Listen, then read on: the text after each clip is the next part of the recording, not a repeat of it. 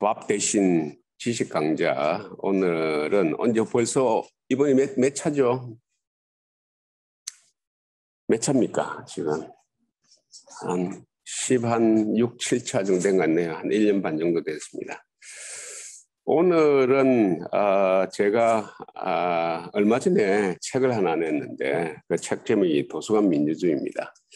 그 책 내고 난 뒤에 많은 사람들이 좀 의문을 가지는 게 이 도서관하고 민주주의는 서로 매칭되지 않는 그런 컨셉인데 이게 무슨 말이냐, 어느 해기한 뭐 이런 걸 이야기하냐 하는 그런 질문이 상당히 많이 왔어요. 근데 개중에 또 책 사신 분도 뭐 계시겠지만은 책이라는 것이 보면은 또 이게 좀 이래 용문이에요. 사는 건 좋은데 읽으려면 또 시간이 또 걸리고 그렇기 때문에 또 한 200페이지 되는 거 읽으려면 한 2~3시간, 이 2~3시간을 집중하는 것이 그렇게 쉬운 일이 아닙니다. 그래서 제가 이 1시간, 이 밥 대신 지식 강좌 이걸 통해서 지금 제가 의도하는 이 도서관 민주주의 이 개념을 한번 우리 특히 직원, 우리 사서들 그리고 여기 좀 들어와 계시는 외부에 또 사서분들이 좀 계실 겁니다. 그분들에게 이 개념을 조금 더 전파하려고 제가 이 시간을 가지게 됐습니다. 기본적으로 제가 가지고 있는 백그라운드는 경제학입니다. 경제학을 이제 대학에서도 쭉 가르치고 그래서 이제 그 모든 것을 경제적인 현상으로 이렇게 해석을 하는 겁니다. 경제적 현상이라는 게 이것도 좀 이래 이 경제학에 익숙하지 않는 사람들은 조금 이상하게 생각할지 모르는데요. 일반적으로 뭐 경제 이렇게 이야기하면 뭐 주식 뭐 생각하고 뭐 이자율 생각하고 뭐 통화량 생각하고 이러는데요. 이런 건 이제 거시경제적인 국가의 거시경제적인 이야기하는 것이고 경제학의 이제 기본은 이제 미시적인 겁니다. 다시 말해서 어떤 상황이 변했을 때, 예를 들면 정책이 변했다든지 이런 상황이 변했을 때 인간의 행동이 변화를 하게 되는 것입니다. 그래서 경제학은 어떻게 보면 심리학하고 굉장히 밀접한 관계를 가지고 있는 것입니다. 그래서 이런 관점에서 우리가 지금 도서관 이런 문제도 인간이 가지고 있는 이 심리적인 상황 그리고 인간 행동의 변화 이런 관점에서 해석을 할 수 있다는 것입니다. 그래서 이제 이 관점에서 제가 이 개념을 한번 만들어 봤어요. 저는 이제 개인적으로는 굉장히 영광스러운 자리예요. 이 자리가. 그리고 이 개념을 만드는 게 왜냐하니까 경제학을 전공한 사람이 경제학의 어떤 한 일종의 이 분과를 볼 수 있는 게 정치하고 연결되어 있는 거. 그게 이제 정치 경제학이라고 얘기를 많이 해요.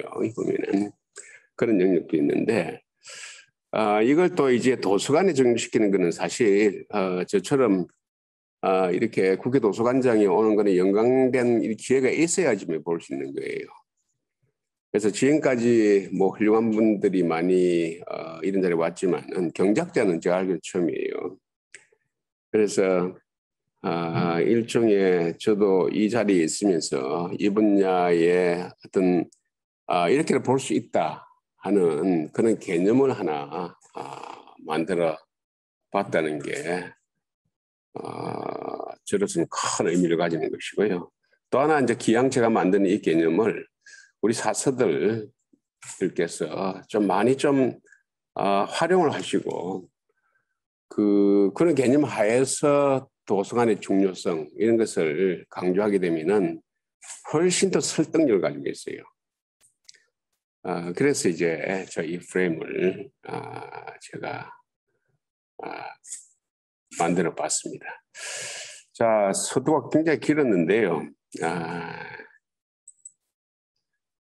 제일 먼저 그렇습니다. 생각의 힘.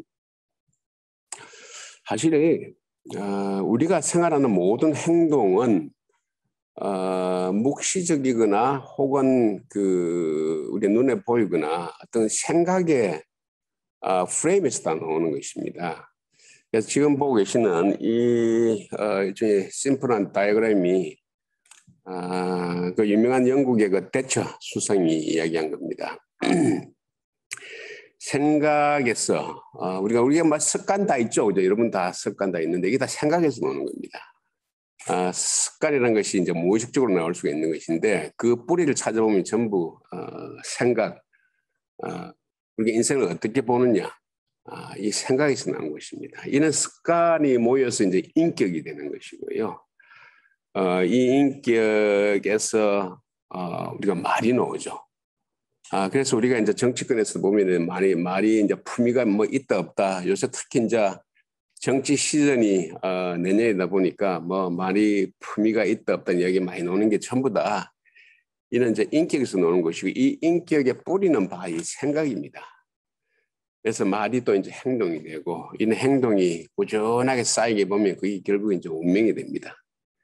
그래서 내년에 이제 대선 있고 지방선거 있는데 어떻게 보면은 우리가 대통령 될 운명이다 혹은 뭐 지방자치장 될 운명이다 하는 것이 그 뿌리를 찾아보면 전부 이 생각에서 나오는 것입니다.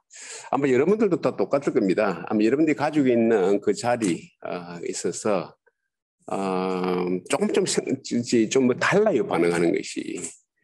그거는 어떻게 보면 행동이 다르기 때문에 뭐 성격 차가 있다지만은 결국 그 뿌리를 찾아보면 생각입니다. 그 정도로 이 생각의 틀이라는 것이 중요한 것이고 이 생각이라는 것을 우리가 다른 말로 하면 또 우리 좀 골상하게 얘기하면 또 사상이 되는 것입니다.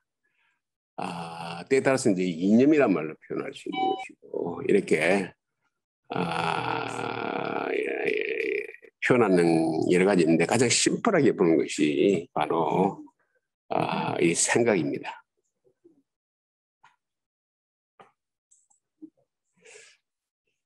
자, 제가 이제 이것도 계속 이제 부연 설명될 수 있는데요.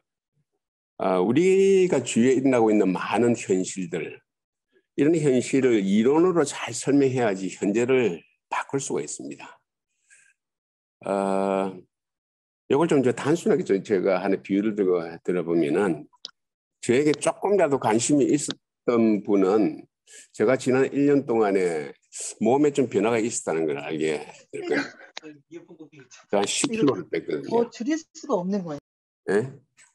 그래요? 제가 10kg를 뺐습니다. 뭐 관심 없으신 분은 뭐 제가 이런 몸의 변화를 못 느끼겠지만 조금이라도 관심이 있으신 분은 제가 살이 많이 빠졌구나 하는 그런 것을 많이 느끼실 건데요. 그럼 왜 이럴까? 대부분 우리가 이제 다이어트 많이 하고 있지만 1년 이상 하기가 참 힘듭니다. 근데 문제는 그럼 거꾸로 살이 왜 찔까 하는 그 이론에 대해서 우리가 생각을 많이 해야 됩니다. 그게 생각입니다. 그게 이론입니다.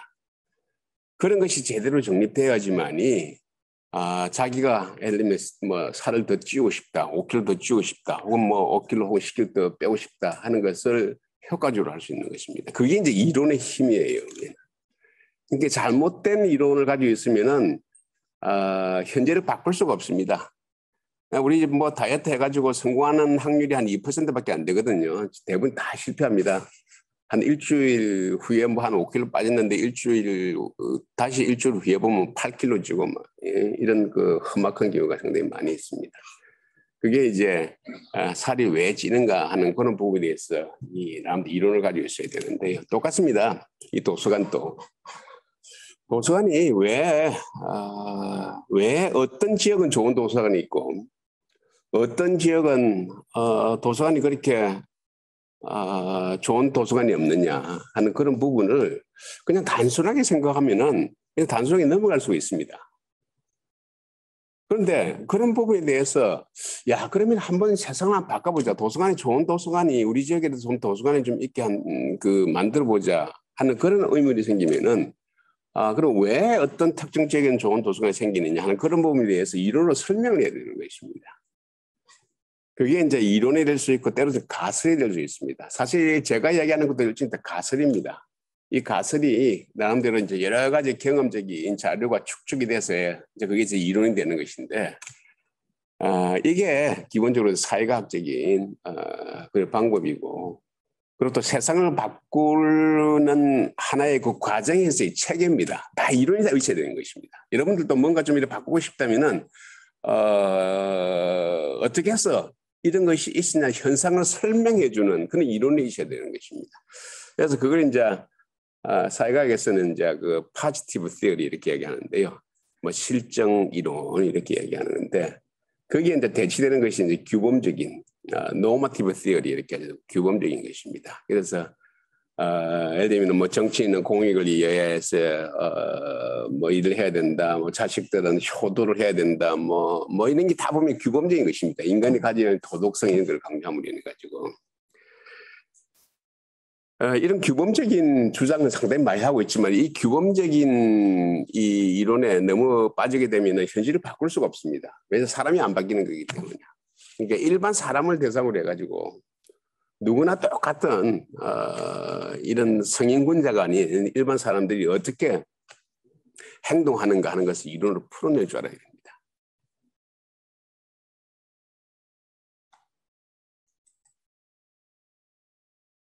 자, 그러면 지금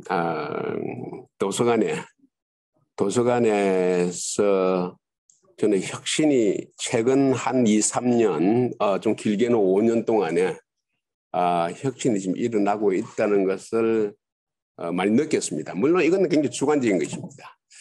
제가 이제 다행이고 행복한 시절을 제가 보낸 것이 국회 도서관장으로서 전국에 많은 도서관을 봤는데 제가 한 본 게 한 뭐 50개 이상일 거예요. 봤는데 제 눈에 띄는 게 한 10개 정도 굉장히 제가 가지고 있는 개념, 관념을 파괴시키는 그런 이 도서관이 상당히 많이 있었어요. 어떻게 보면 제가 이제 이 개념을 도서관 민주주의라는 개념을 만들어낸 가장 기본 이 백그라운드가 바로 여기에 있다고 생각합니다. 왜 이런 혁신적인 도서관이 많이 생길까 하는 그 질문에서 출발을 했습니다. 저도 그렇게 뭐 도서관을 좋아하는 그런 사람이 아니었습니다. 도서관 하면 사실 좀 그리 좋은 장소가 아니거든요. 첫째 도서관 하면 조용히 해야 되고 도서관 하면은 또 물도 소리 내서 마시면 안 되고 또 도서관 하면 또 특히 쩝쩝하고 싶은 물수도 없고 가장 큰 게 도서관에서 술을 못 마십니다. 그래서 도서관 하면 뭔가 좀 근엄하고 좀 가면 항상 그 우리 가슴에 딱 꽂히는 그 단어가 하나 있지 않습니까? 도서관이라면은 알죠? 정숙입니다. 정숙. 근데 사실 요새 세대는 이 정숙이라는 말을 모르는 사람도 많을 거예요, 아마. 근데 제 세대나 뭐 이래 40, 50대 되는 사람들은 아는데 그 학교 다닐 때부터 우리 학교에 정숙 해가지고 그 정숙 안 한다 해가지고 뭐 체벌도 많이 당하고 이런 세대입니다. 그래서 도서관 이렇게 하면은 사실 독서실하고 그렇게 큰 차이가 없었습니다. 공부한다. 그런데 사실 뭐 공부하는 거 좋아하는 사람이 어디 있습니까? 공부하는 거 좋아하는 사람은 굉장히 조금 독특한 특이한 사람입니다. 뭐 인구의 한 0.001%의 그야말로 근데 대부분 사람은 공부를 좋아하지 할 수가 없어요. 자, 그런데 지금 제가 살펴보니까 이 도서관이 독서실이라는 개념에서 이제 완전히 분리되고 있다는 걸 느꼈습니다. 첫째, 많은 도서관에서 안에 미술관의 개념이 들어와 있습니다. 물론 국회 도서관도 안에 그 갤러리가 있습니다. 미술관이 있고요. 또 하나가 어떤 데는 제가 이제 어디입니까? 그 의정부에 가니까 음악 도서관이라고 있어요. 그러니까 음악만 특화시킨 도서관입니다. 그러니까 도서관 이름이 음악 도서관이에요. 이것도 저한테는 굉장히 좀 혁신적인 그런 도서관을 느꼈습니다. 일반적으로 항상 도서관 이야기했는데 이제 음악 도서관 이렇게 해가지고있는데 여러분 다 아시겠지만 의정부 하면 머리에 탁 떠오르는 게 딱 하나밖에 없습니다. 대부분 이제 국민들한테 의정부이라면 뭐냐 물어보면은 아마 98%가 떠오르는 게 딱 하나입니다. 뭐예요? 부대찌개입니다. 부대찌개. 그 다음에 뭐냐 이렇게 하면 이제 미군 부대 이렇게 되는 것인데 이 음악 도서관 이렇게 하면 우리가 일반적으로 이제 음악하고 관련되어 있는 그런 도시, 좀 문화적인 도시 이런 쪽에서 사야 되는데 부대찌개로 대변되는 이런 도시에서 음악 도서관 딱 나누는 거고 야, 참 참신하다. 어떻게 이럴 수가 있을까 하고 이제 생각을 해왔는데 안에 가봤더니 진짜 혁신적이었습니다. 음악에 관련돼 있는 많은 그 시설을 가지고 있고 또 하나가 음악은 장르가 굉장히 다양합니다. 대표적으로 음악 얘기하면 우리 클래식을 얘기하죠. 근데 사실 클래식을 들을 수 있는 길을 가진 사람이 그리 많지가 않습니다. 클래식 이렇게 하면 제일 먼저 머리에 떠오르는 것이 수면입니다. 잠하고 바로 연결되는 그것이 이제 클래식 음악인데 여기 이제 그 의정부 같은 경우에는 미군 무대하고 연결되어 있기 때문에 미군 무대 하면은 대표적 음악이 뭡니까? 재즈예요.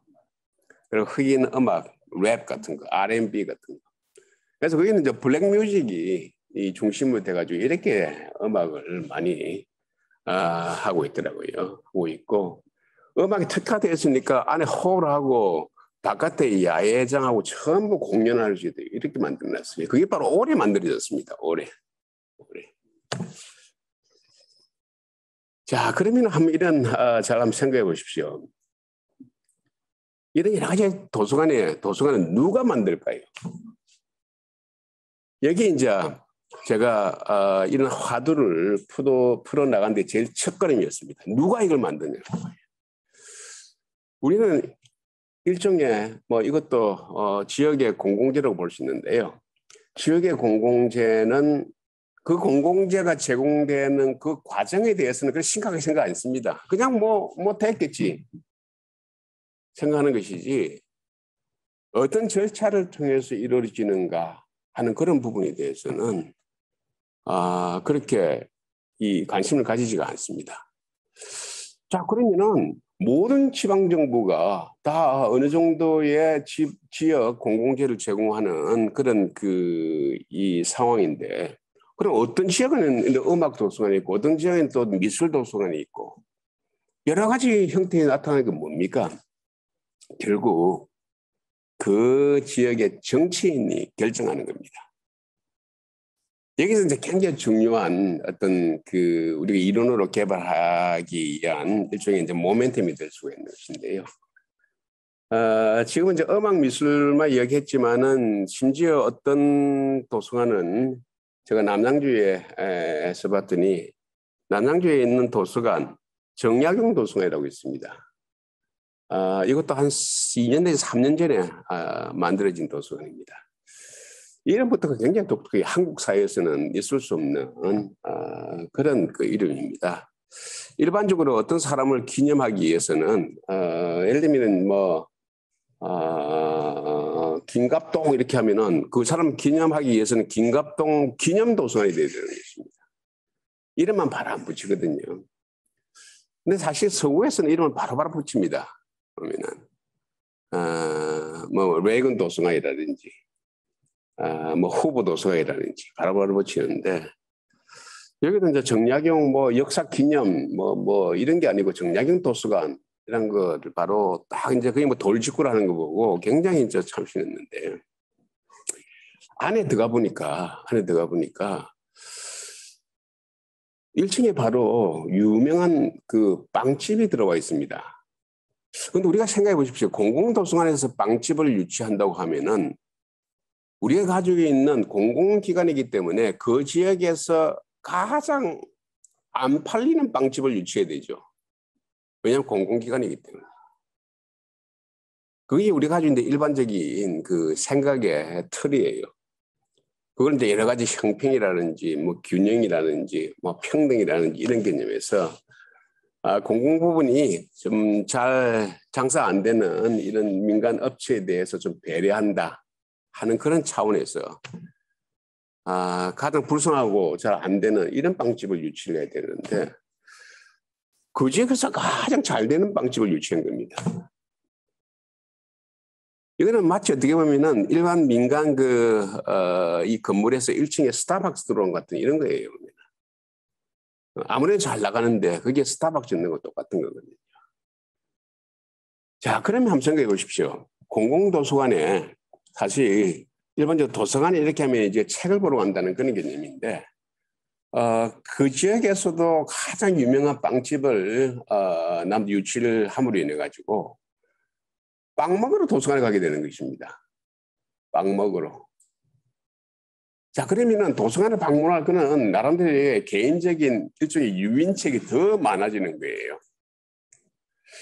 또 하나 그 2층에 식당이 있는데 우리가 상식적으로 생각해 보면은 정약용 도서관이니까 식당에는 팔아야 되는 메뉴가 뻔하죠.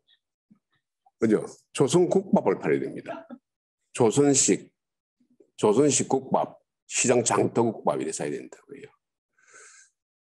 그런데 그 2층 식당은 그 파스타 팔고 이런 식당이에요. 그것도 나한테 좀 쇼크였어요. 그러니까. 문제는 그 지역 사람들이 무엇을 원하냐 한다는 거예요. 아까 제가 얘기했듯이 세상을 보는 이제 이래 틀을 여러 가지가 있는데 기본적으로 그 지역민이 무엇을 원하는가 그런 감면을 보면서 정책을 하는 거고 반드시 이래야 한다. 예를 들면 아까 얘기했듯이 정약용 조선시대 인물이기 때문에 모든 것은 조선시대식으로 한다. 그 추진도 가능하겠죠. 그래서 조선국밥 팔고 1층에서도 커피 안 되고 조선 스타일의 그 이런 티를 다 팔고 이렇게 해야 되는데 그렇지 않다는 것은 그 지역민이 무엇을 좋아하는가 하는 거기에 이제 앵글을 맞춘 거예요. 여기서 이제 굉장히 이제 사고의 차가 있는데 아까처럼 노마티브하게 규범적으로 어떠해야 된다. 특히 이제 공공부분은 어떠해야 된다는 게 굉장히 많이 있어요. 그런 부분을 강조하다 보면은 명분만 남고 실제로 그 도서관에 아무도 안 와요. 그죠? 아무도 안 와요. 그러면 그게 도서관이 무슨 의미가 있냐는 거예요. 가장 중요한 것은 그 지역민이 무엇을 원하느냐는 거예요.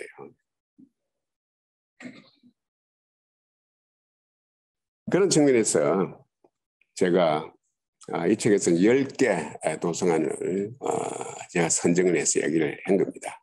물론 이제 최신의 진 거기 때문에 건물 측면에서 이제 웅장한 건 있지만은 저는 건물보다 더 중요한 것은 생각이 틀이 파괴되는 거. 아까 얘기했듯이 공공부분이 이래야 된다 하는 그 오랫동안 가지고 있던 그 틀을 파괴버리고 그 지역민은 무엇을 좋아하느냐 하는 그것을 하나 만들어낸 거예요. 저는 이거는 일종의 기업가 정신하고 똑같이 이 정치인 혁신 정신을 가지고 있다고 생각해요. 기업의 성공 여부는 혁신적인 상품을 개발해내는 겁니다. 혁신적인 상품이 딴 거 아닙니다. 이 세상에 존재하지 않았는데 소비자들이 깜짝 놀라면서 서로 살려고 경쟁하다시피 서로 살려고 할 때 그럴 때 그 회사는 성공합니다. 기업은 성공합니다. 똑같습니다. 공공부분도. 똑같이 예를 들면 이제 1,000억의 돈을 들여가지고 공공부분 그 지역민을 위해서 돈을 쓰는데 그 1,000억의 돈으로서 난 상품에 대해서 그 지역에 있는 사람들이 전부 박수를 치면서 즐길 수 있는 그런 경우가 있는 반면에 1,000억의 이 상품 지방 공공재를 제공했음에도 불구하고 아무도 관심이 없는 그런 경우가 있는 것입니다. 공공부문에 있어서의 많은 정책의 실패에 일어난 것이 바로 후자 때문에 그런 것입니다.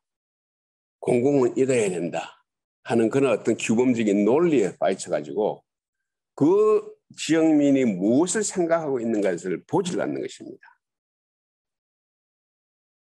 제가 이제 이런 지역에 있어서 이제 이 건물뿐만 아니고 일종의 하나의 그 소프트웨어적인 정책적으로 엮여서 굉장히 획기적인 도서관으로 내가 본 것 중에 하나가 화성에 있는 도서관이었습니다.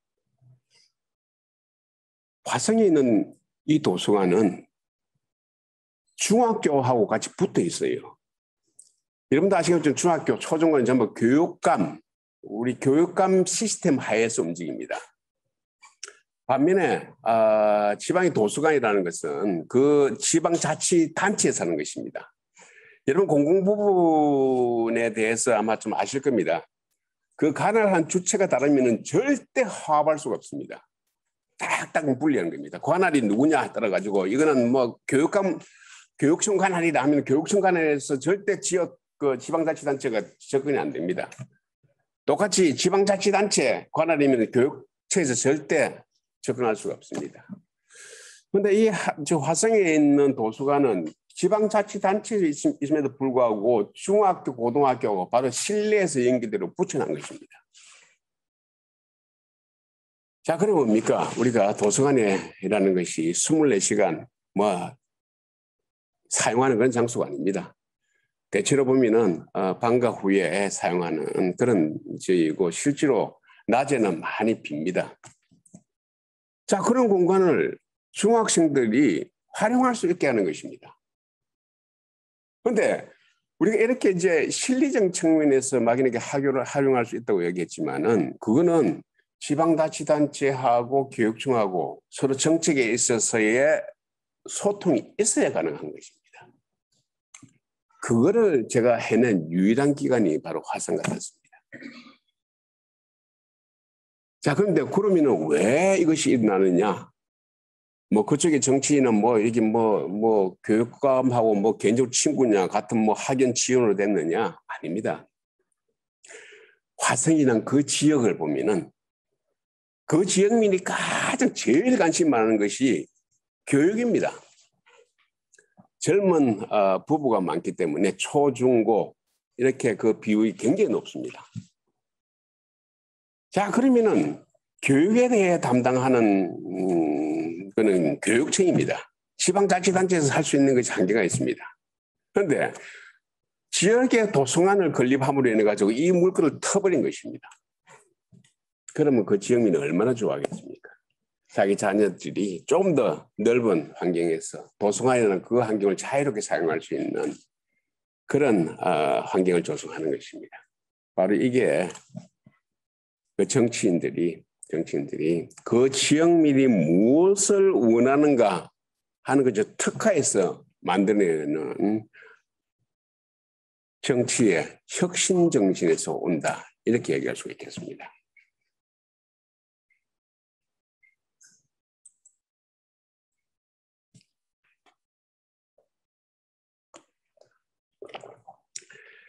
여기 이제 슬라이드에서는 제가 이제 3개를 내놨습니다. 첫 번째 이것이 충남 도서관입니다. 충남을 대표하는 도서관입니다. 여러분 아시겠지만 충남이 그 도청 소재지로 홍성으로 옮겼습니다. 홍성 내포죠. 내포 신도시로 옮겼습니다. 그래서 완전 계획도시입니다. 그런데 한번 생각해 보십시오. 여러분들도 지방에 이렇게 군에 이렇게 가게 되면은 어떤 지역이든지 간에 지역의 가장 중심 핵심부에는 군청이 있고 시청이 있습니다. 그러니까 도시의 출발은 바로 공공부문의 이 건물이 딱 군림하고 있습니다. 그리고 그 지역에서 가장 웅장합니다. 우리는. 그래서 우리나라의 도시 구조를만 보면은 이 민주 제도에 잘 안 맞는 구조입니다. 과거 이제 권위주의적인 왕조 같은 그런 냄새가 굉장히 많이 납니다.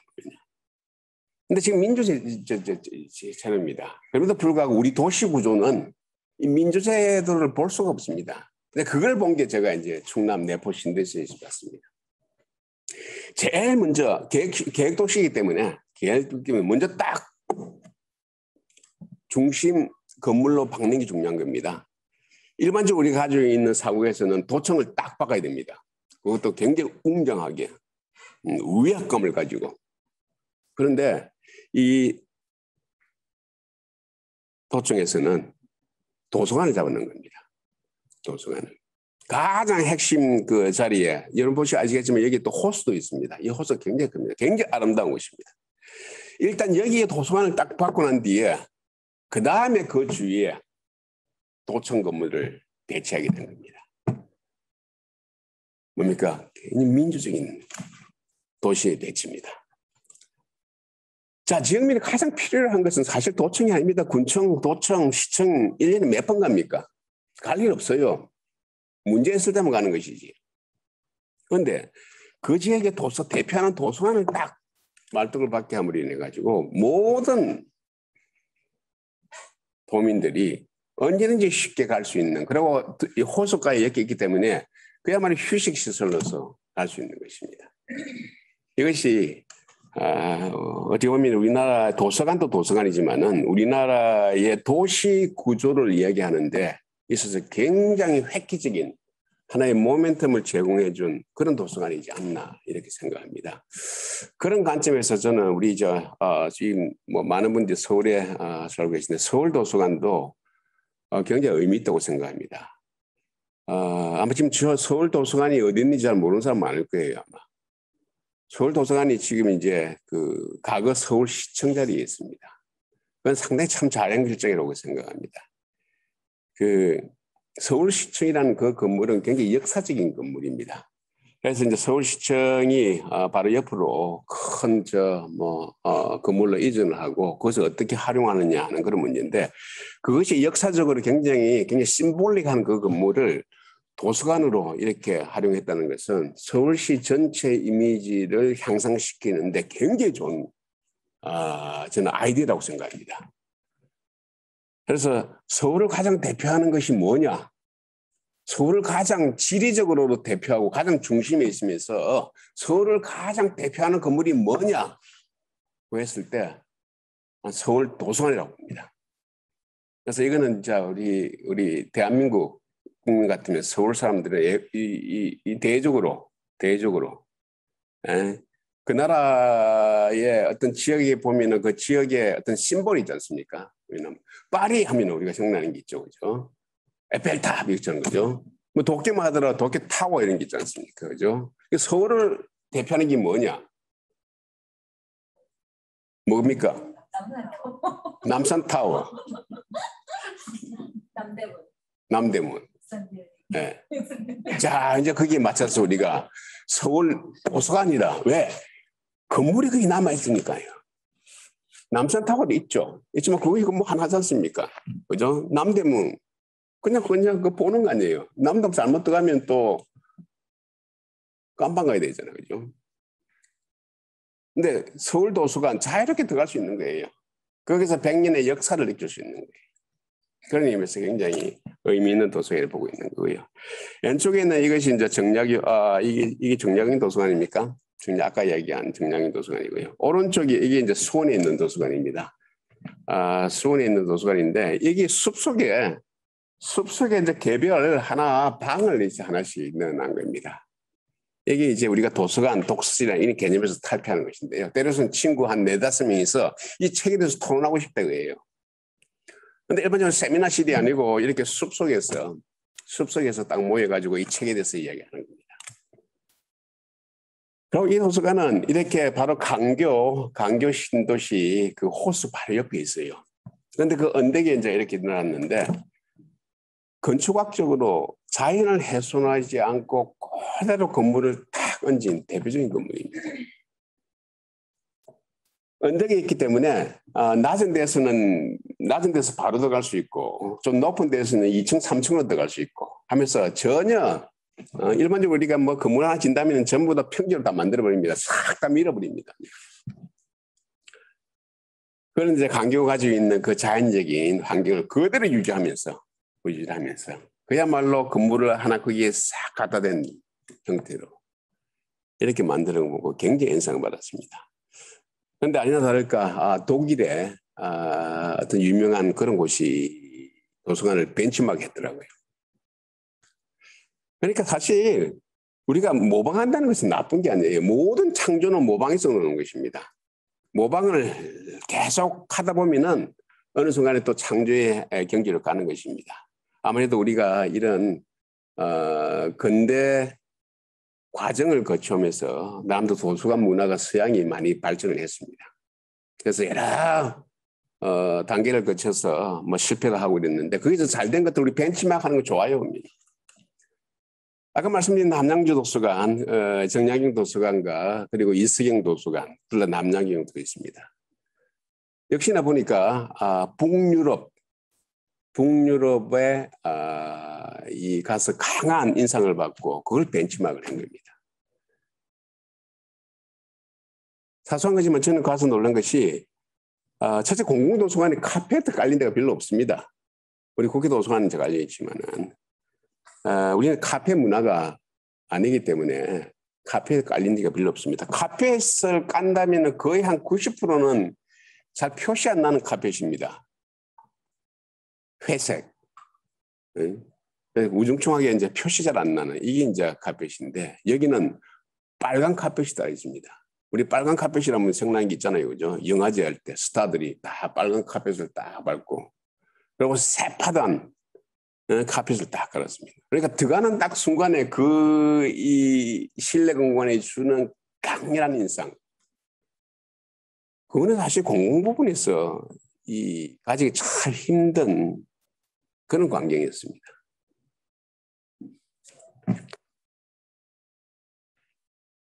그래서 35분이네요. 자, 그래서 제가 이제 이런 게 왜 일어나냐. 정치에서 찾아보자는 것입니다. 정치에서.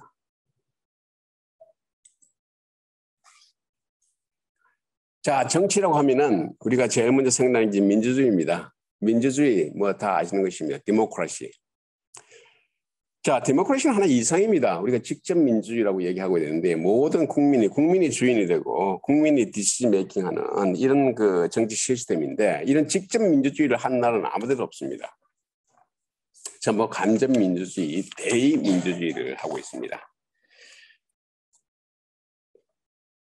자, 그러면 간접민주주의, 대민주주의 이게 뭡니까? 왜 그럴까요? 첫째, 국가에서는 매일 엄청난 정책 결정을 해야 되는 것입니다. 이 정책 결정해야 되는데 5천만 명이 전부 이 과정에 다 참여하게 되면 행정비용이 엄청나게 됩니다. 불가능합니다. 그래서 예를 들면 300명, 지방의회 같은 경우는 한 20명 대신해서 결정하게 되는 것입니다. 또 하나가 지금 이제 세상이 굉장히 복잡하게 됨에 따라 가지고 정책이라는 건 전부 전문 지식을 필요로 합니다. 일반 국민들은 먹고 살기 힘듭니다. 한 분야에 대해서 열심히 살기도 힘듭니다. 정책이라는 것은 굉장히 다방면으로 있습니다. 그러니까 그 전문가들로 하여금 대신 이 정책을 결정하지 않게 하는 것입니다. 그래서 대민주주의, 간접민주주의라는 것은 지금 현대 국가에서 모든 국가가 어쩔 수 없이 할 수밖에 없는 것입니다.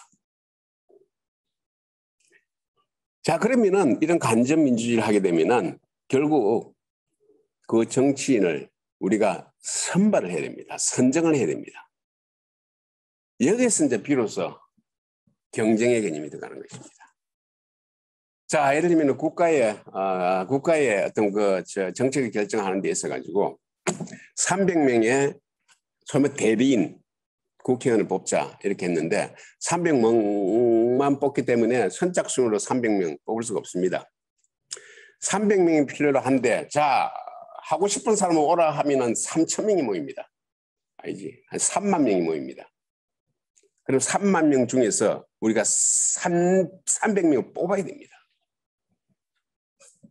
누가 뽑아야 됩니까? 그 지역의 유권자가 뽑아야 되는 것입니다. 그러면 3만 명은 서로 경쟁자가 되는 것입니다. 자, 그래서 국민의 대표 혹은 그 지역민의 대표라는 것은 어찌 보면 정치 시장에 있어서 경제 시장에서 기업이 상품을 개발하는 공급자입니다. 정치 시장도 똑같습니다. 정치 시장에 있어서 공급자는 바로 정치인인 것입니다. 자, 이 정치인들은 매번 경쟁을 합니다. 대선은 5년 만에 한 번씩 하고 국회의원하고 지방 정부는 4년 만에 한 번씩 하는 것입니다.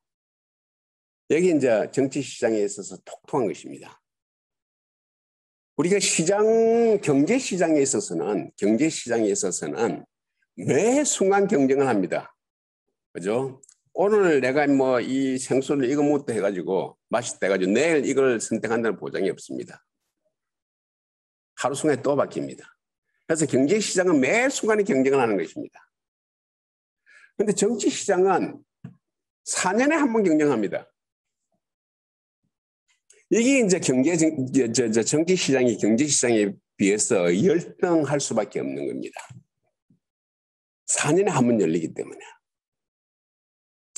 또 하나가 경제 시장에서는 경쟁을 한 결과로서 나타나는 것이 시장 점유율입니다. 그래서 A라는 기업은 80% 시장 점유율을 가지고 B라는 기업은 20% 시장 점유율을 가진다면 8대 2로 나눠 먹습니다.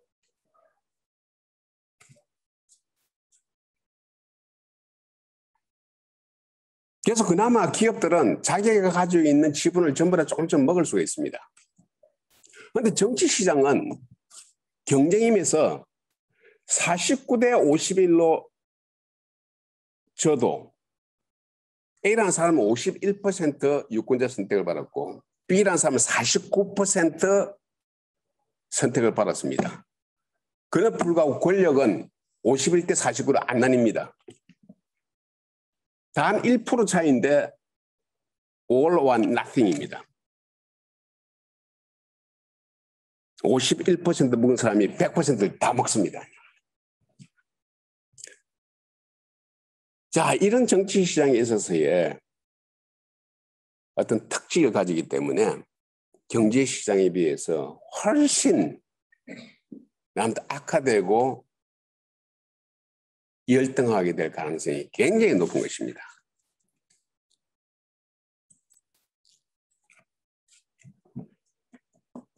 자, 우리 경제 시장에서 우리가 시장 실패 이야기를 많이 하고 있습니다. 특히 이제 정치권에서는 시장 실패 이야기하면서 정부가 개입해라 이런 이야기를 많이 하고 있는데요. 이게 굉장히 좀 이론적으로는 좀 복잡한 것 같지만은 논리적으로 보면 굉장히 심플한 겁니다. 이게 이제 아담 스미스가 1776년에 국부론에 이 간단하게 문장 몇 개로 나뉘어 있는 것입니다. 왜 시장이 제대로 작동하고 시장이 우월하냐 하는 그것을 쉽게 해가지고 어떤 지역에 있는 빵집 주인이 새벽 4시부터 일어나서 빵을 굽는데 이 빵집 주인이 새벽 4시, 남들이 다 잘 때 4시에 일어나서 빵 굽는 이유는 자기 돈 벌려고 하는 것이냐 아니면 그 지역민들을 위한 봉사하는 생각에서 한 것이냐 그 행위의 그 모티베이션에 대해서 묻습니다. 뻔하죠. 돈 벌기 위해서 그러는 것입니다. 그 지역의 빵집 주인은 새벽 4시에 일어나는 이유는 자기가 돈 벌기 위해서 하는 것입니다. 그런데 자기는 돈 벌기 위해서 한 행동임에도 불구하고 결과론적으로 그 지역에 있는 지역민들을 전부 다 행복하게 만든 것입니다. 만약에 그 빵집 주인이 없었으면 모든 집에서 가구에서 전부 4시에 일어나서 빵 구워야 됩니다. 얼마나 고역입니까? 그런데 한 빵집 주인이 그렇게 함으로 인해 가지고 다른 지역은 전부 이제 8시에 일어나가지고 빵 그냥 한 1,000원, 2,000원 주고 사면 되는 겁니다. 그 정도로 그 지역 사람들이 다 행복해질 수 있는 것입니다. 여기서 바로 사익이 꼭 공익이 된다는 겁니다. 우리는 전통적으로 사익하고 공익을 조선시대의 그 성리학 구조에서는 완전히 분리되어 있습니다. 우리의 생각 틀 자체가 그럽니다. 성리학이라는 것은. 사익을 추구하는 사람, 이게 이제 주로 이제 그 상인들입니다. 그래서 가장 이 하급의 인간으로 봤습니다. 사농공상이기 때문에. 반면에 공익을 추구하는 사람, 선비입니다. 이 사람을 가장 높게 봤습니다. 그래서 사농공상으로 얘기하는 겁니다. 그런데 아담 스미스가 얘기하는 것은 사익이 공익이 되는 것입니다. 상인이 곧 선비가 된다는 것입니다. 이 생각은 아마 인류가 가지고 있는 생각의 틀의 혁명에 있어서 뭐 여러 가지 몇 개가 있지만은 저는 뭐 경제학에서 해서 그런지 모르겠지만은 아마 가장 혁명적인 생각입니다. 특히 우리 같이 이제 성리학적인 그런 사고에 익숙해진 이런 이 생각에서는 도저히 이해할 수가 없는 것입니다. 자, 그렇기 때문에 시장이라는 것이 나름대로 발전해왔고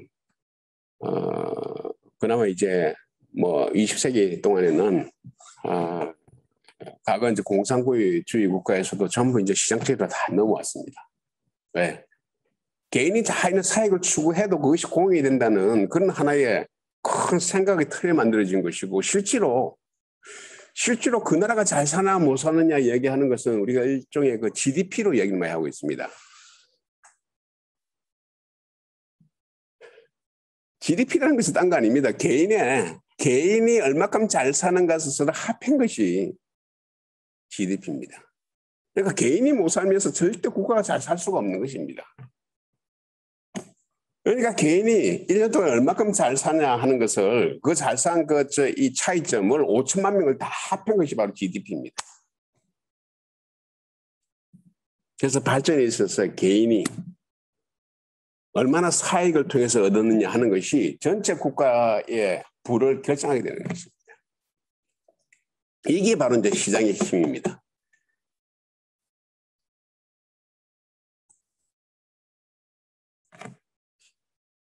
자, 그런데 우리가 시장 실패란 말이 있죠.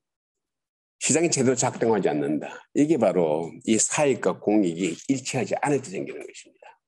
사익과 공익이 일치하지 않을 때. 뭐 여기서는 이제 좀 이렇게 경제에 또 이래 깊이 들어가야 되기 때문에 지금 또 15분밖에 안 남아서 넘어가고 정치 시장에서는 아까 이야기한 여러 가지 그 요인 때문에 인해 가지고 본질적으로 정치 실패할 확률이 굉장히 높다는 것입니다.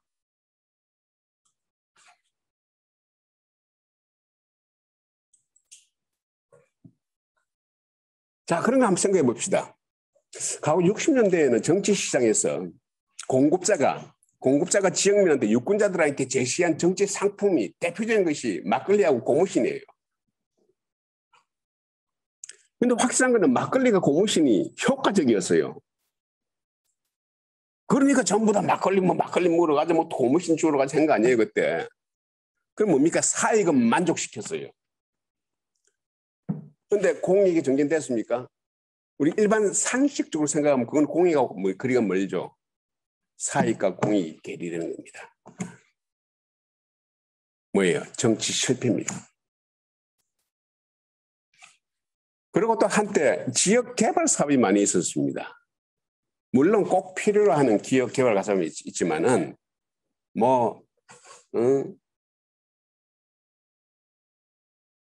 지금도 도로, 예를 들면 4차선 도로에 1시간에 2세대 가고 있는 이런 상황에서 또 옆에 도로 놓는다. 지역민 입장에서는 하나 더 넣으면 하나 더 넣어도 좋죠. 그렇게 하면 유권자들이 반응하면 그는 사익이 작동하는 겁니다. 그런데 공익 측면을 보면 잘못된 거죠. 그러니까 뭡니까? 사익과 공익이 일치하지 않는 것입니다. 우리가 일반적으로 얘기할 때 이제 일본의 잃어버린 10년 이야기 말고 잃어버린 20년 이야기하는 게 바로 이런 겁니다. 정치권에서 그야말로 막 이 재정 사업을 통해서 막 퍼붓다 보니까 일본 민간 경제가 제대로 작동하지 못해서 10년, 20년 동안 과거 80년, 90년도 바로 이 현상을 얘기하는 것입니다. 사익과 공익이 일치하는 것. 자, 그러면은 이 사익과 공익이 일치시키는 정치 상품이 뭐냐는 거예요. 그게 저는 도서관이라는 것입니다. 그런데 우리가 여기서 도서관을 이야기할 때 도서관은 전부 똑같은 도서관입니다. 아까 제가 말씀드렸듯이 지역마다 다 다른 도서관입니다. 여기서 바로 혁신 정치인이 일어나야 된다는 것입니다. 여기서 이제 정치 상품에서 가장 좋은 게 도서관이다 했기 때문에 전부 도서관 성당이 독서실 한테 만들어진다. 아무 의미가 없는 것입니다. 그 지역에 맞는 특성화된 도서관을 만들어야 된다는 것입니다. 그거는 뭐예요? 이야기해 줄 수가 없는 거예요. 표준화해서 이야기해 줄 수 없는 거예요. 그 지역민에서 생활해 본 사람들이 아는 거예요. 생활해 본 정치인이 아는 거예요. 왜? 그 지역민들이 뭘 요구하는가를 그 지역 정치인은 알고 있기 때문에 모르는 사람도 많을 거예요. 아마. 모르십니다. 지금 정치인들이 지역에서 정치인으로 나름대로 올리면 공천을 받는다든지 그 과정을 가는 데 있어서 가장 효과적인 방법이 그 지역에 힘께나 선한 정치인하고 줄대는 거. 이게 만약에 대한민국 정치 시장의 주가 이러면은 아까 이야기한 사익과 공익이 일치하지 않죠. 그럼 정치 시장이 실패하는 것입니다. 그 지금 어느 단계인가는 저는 모르겠습니다. 그건 저는 정치인이 아니기 때문에. 그런데 최소한 제가 선정한 이 10개 도서관, 혁신 도서관을 보고 그런 현상이 조금씩 일어나고 있다는 것입니다. 자, 그러면은 우리의 정치 시장에도 우리의 민주주의 구조에도 뭔가 희망이 있다는 것입니다.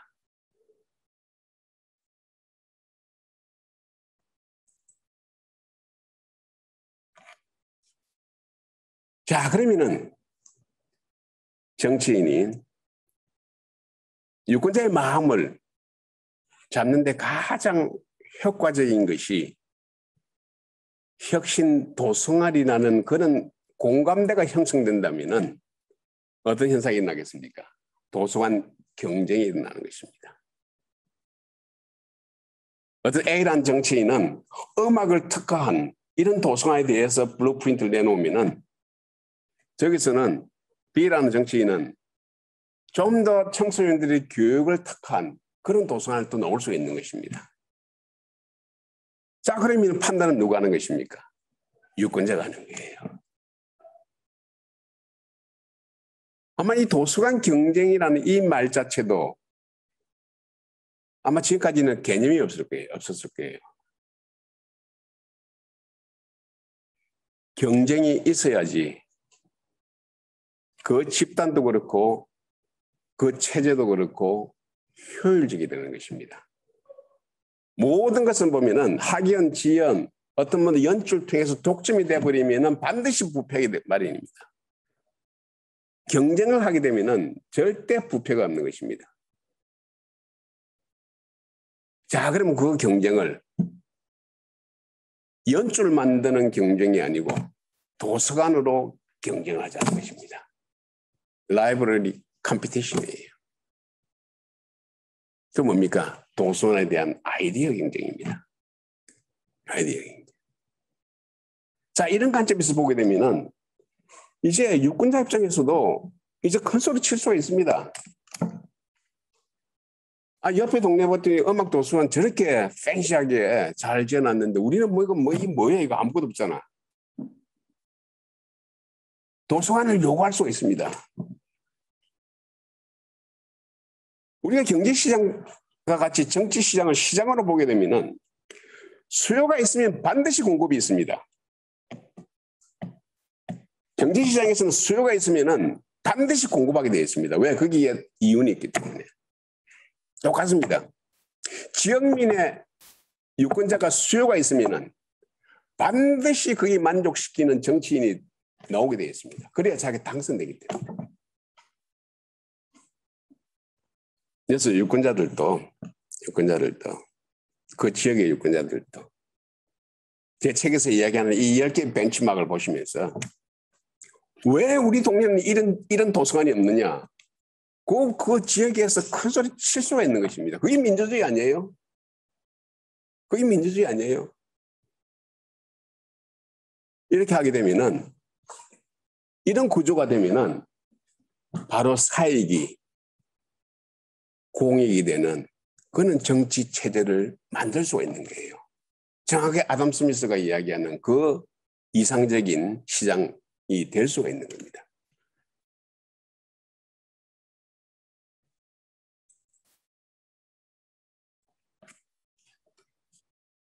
자, 이런 관점에서 우리 사서분들도 한번 도서관을 보는 게 어떨까요? 지금까지는 뭐 좋은 도서관이 생겼으면 그냥 뭐 또 생겼구나 고 생각하고 한번 보자 하는 그러로서 끝나는데 왜 이렇게 됐느냐 하는 그 과정에 대해서 이런 틀을 가지게 되면은 사실 도서관에 대해서 뭐 어떤 것을 해달라 뭐 해달라 할 필요가 없습니다. 이런 시스템, 이런 과정을 알게 되면 유권자와 같이 행동하면 됩니다. 자, 민주주의는 상당히 포괄적인 개념입니다. 그래서 아마 우리 도서관에서도 민주주의 관련해서 치면은 앞에 붙어 있는 그런 용어가 굉장히 많이 있습니다. 그리고 대표적으로 우리가 민주주의 앞에 붙어 있는 것이 자유민주주의입니다. 그죠? 요새는 이제 뭐 성숙 민주주의란 말도 나오고 여러 가지 민주주의 얘기 나옵니다. 자유민주주의는 자유하고 민주주의 사이에 공백은 안 두죠. 붙이죠. 뭡니까? 하나의 개념입니다. 물론 그 안에 들어가면 자유 플러스 민주주의라는 그런 게 분화가 될 수 있지만은 일단 자유민주주의라는 것이 우리의 대한민국의 아이덴티티는 자유민주주의입니다. 하나의 단어입니다. 제가 최근 도서관하고 공백 주고 민주주의지만은 사실 제가 주장하는 것은 공백 없는 도서관 민주주의입니다. 그런데 이렇게 해놓으면 굉장히 이상합니다. 왜? 처음 나오니까. 내가 주장하는 건 이겁니다. 안에 중간에 공백 없는. 이러면 전부 좀 이상하게 보고 도서 간민주주의 이렇게 읽을까 싶어서 그래서 제가 이제 이렇게 듣는데 앞으로는 어느 정도 제가 주장하고 있는 이 주장이 좀 이래 인식이 되고 이렇게 하면은 한 단어로 사용해야 되는 겁니다. 특히 사서하시는 분들은 이제 민주주의를 도서관에는 그 틀 속에서 있는 하나의 명사로서 이렇게 주장을 해야 되는 것입니다. 그렇게 보면은 사서분들이 어떻게 보면은 지금까지 가지고 있었던 도서관은 중요하다 하는 그런 규범적인 그 틀에서 벗어나서 민주주의의 효율성, 민주주의가 제대로 작동하는 그런 걸 나름대로 심판하고 이끌어 나갈 수 있는 때로는 리드해 나가는 민주주의를 수호해 나가는 그런 직업이 사서가일 수 있는 것입니다. 그런 틀로서 여러분들이 도서관을 바라는 것입니다. 그러면 여러분들이 가지고 있는 기본적으로 깔려있는 이 사명감, 성실 이것이 한 단계, 두 단계 더 앞으로 될 겁니다.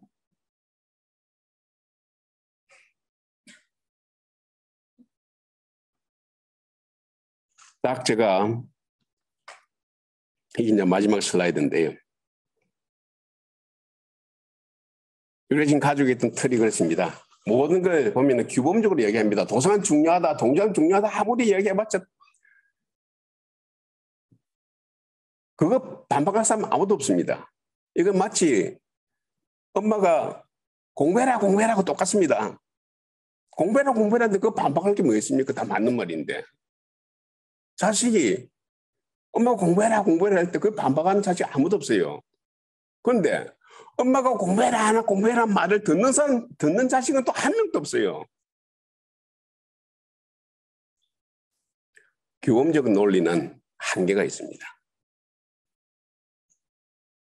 인간의 행동은 규범적 논리하고는 다른 것입니다. 그 규범적 논리로서는 절대 상대방을 설득할 수가 없습니다. 도서관 중요하다, 더 키워야 된다, 뭐 해라. 거기 끄떡끄떡하고 다 아무런 행동 안 합니다. 그렇지만 이 민주주의 구조하에서 도서관을 치고 들어가라는 겁니다. 그러면 거꾸로 정치인들이 여러분 같은 사서 여러분들한테 접근하게 될 겁니다. 아이디어 좀 달라고. 여러분들처럼 20년, 40년 동안에 오랫동안 생각한 사람이 없습니다.